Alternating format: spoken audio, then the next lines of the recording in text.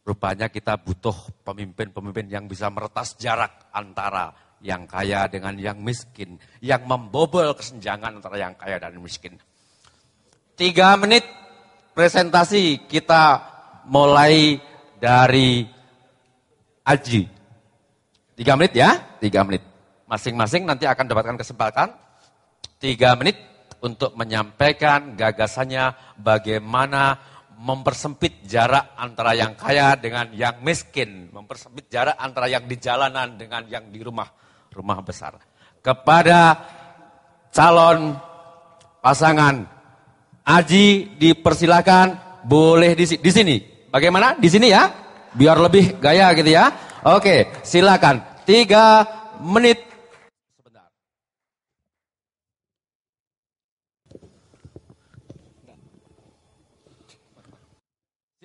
3 menit dimulai dari sekarang. Go.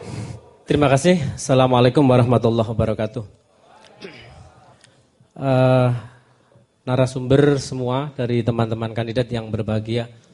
Kota Malang adalah kota pendidikan, maka terilhami dari sebuah ketimpangan dan disparitas kebijakan, maka kami membuat visi kami adalah Malang bermartabat. Artinya, kami setelah mengamati berbagai pelosok, penjuru yang berada di Kota Malang, bahwa masih banyak masyarakat di Kota Malang tidak tersentuh oleh sebuah pemerataan kebijakan yang ada di Kota Malang. Untuk itu, pertama hemat saya, ke depan sesuai dengan di RDTRK, nanti ada zoning regulation yang sudah ditentukan di RDTRK terkait dengan rayonisasi sekolah dasar dan menengah, serta SMU nanti tetap kita gerakkan sehingga titik-titik sentral tidak ada bergumul di satu titik yang sehingga semua masyarakat akan tersentuh.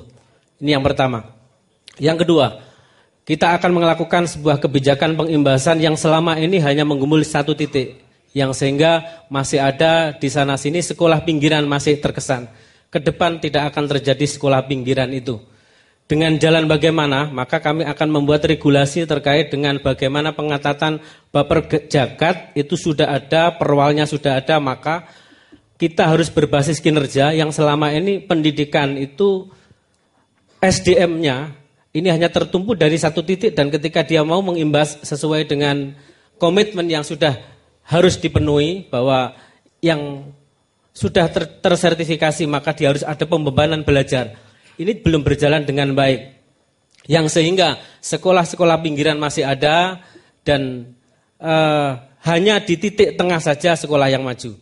Yang ketiga, terilhami juga dari sebuah pengamatan dari kami memandang bahwa yang namanya fitrah manusia itu Allah tidak mempunyai diskriminatif. Semua manusia mempunyai kemampuan dasar yang sama. Hanya karena nasib aja mereka tidak beruntung. Untuk itu jangan terdolimi oleh sistem. Maka ke depan harus ada regulasi yang benar-benar tertata dengan baik. Suatu contoh dan misal, sekarang masih banyak disparitas kebijakan yang ada pada diri kita. Contoh saja tentang penganggaran. Ini sudah saya gembor-gemborkan dan sudah saya sering saya sampaikan.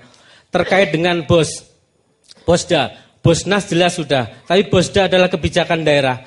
Maka kami harapkan ada di daerah yang ada di pinggiran sana, sekolah-sekolah swasta yang selama ini tidak bisa tersentuh. Terima kasih. Aplaus untuk Aji. Wah, ini soal nasib, Pak ya. Oke. Saya ingin menyapa dulu adik-adik yang masih sekolah. Ada di mana nih adik-adik yang masih sekolah? Ada dari, di pojok sana, ini masih sekolah, adik. Tolong didengarkan ya, itu dengarkan tadi. Nanti saya ingin aspirasinya disampaikan. Kesempatan yang sama, 3 menit untuk doa. Silakan ambil posisi dulu. 1, 2, 3, go. Assalamualaikum warahmatullahi wabarakatuh. Sebelum saya bicara tentang pendidikan, yang paling saya soroti saat ini adalah persoalan pendidikan itu dari kacamata publik. Menurut publik, pelayanan publik yang sangat kurang bagus, pertama adalah pengaduan tentang pendidikan ada 235, pelayanan kesehatan, dan administrasi penduduk. Dari 235, ini bisa dicatat oleh Bu Yayu, yang paling banyak perempuan, Bu, 125 yang mengadu. Yang kedua, masalah yang diadukan biasanya masalah biaya. Kedua, sikap petugas. Ini artinya program pendidikan kita yang sudah seharusnya dijalankan sesuai dengan undang-undang, nampaknya implementasi di daerah, terutama kota, kabupaten, ini kurang bagus.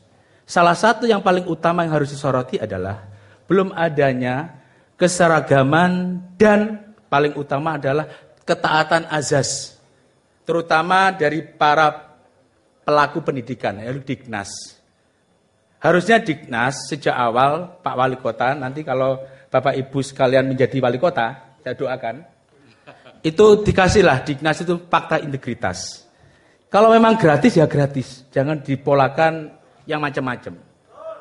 Ini kunci paling utama kalau kita ingin melakukan pembenahan sektor pendidikan di Kota Malang. Jangan sampai Kota Malang yang identik dengan pendidikan, itu orang Malang sendiri nggak merasakan. Jujur aja, saat ini di Kota Malang ada 57 perguruan tinggi, 32.000 mahasiswa.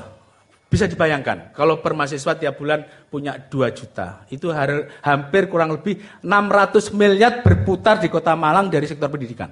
Sangat luar biasa. Konsekuensi logisnya sekarang ini bukan hanya Kota Malang sebagai kota pendidikan, tapi kota dagang dan jasa. Bapak lihat sekarang di Kota Malang, yang dulu sejuk sekarang banyak sekali ruko-ruko. Gak salah. Memang perdagangan harus mengiringi seperti itu. Cuma persoalannya adalah bagaimana pendidikan yang ada di Kota Malang, terutama SD, SMP, SMA, dan perguruan tinggi ini bisa menjadikan suatu sinergitas dengan Pemkot Malang. Agar apa? Kota Malang yang sangat sejuk dan indah ini, yang memiliki penduduk kurang lebih hampir 900.000, tapi kalau pagi hampir 1 juta lebih, kalau malam hanya 800-900 mungkin ya. Artinya Kota Malang menjadi sentrum dari kota-kota di pinggiran kita.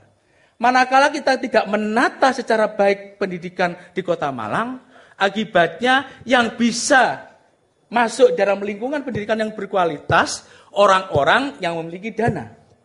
Ini sangat ironis. Terima kasih. Terima kasih. Beri tepuk tangan untuk doa.